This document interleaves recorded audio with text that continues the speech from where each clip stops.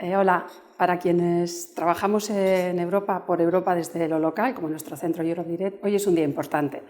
Un día importante porque supone la colaboración de diferentes entidades y de diferentes organismos que construimos a nivel de territorio el proyecto europeo, y también porque yo creo que es un punto de partida, más que un final, es un punto de partida pues para seguir avanzando con esa hoja de ruta, con ese mapa con el que nos hemos dotado, para salir de esta crisis y para caminar hacia esa sociedad y hacia ese mundo mejor. Yo creo que transformación y resiliencia son las palabras un poco que están por debajo de todo lo que vamos a trabajar en la jornada de hoy.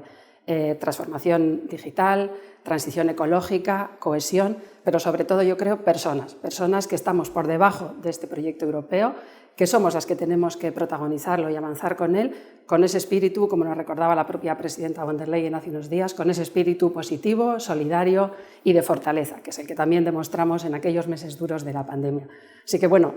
yo creo que la jornada es interesante por sus contenidos y también es interesante por lo que significa, ¿no?, para quienes acudimos a ella y para quienes la estamos organizando. Eskerrik asko.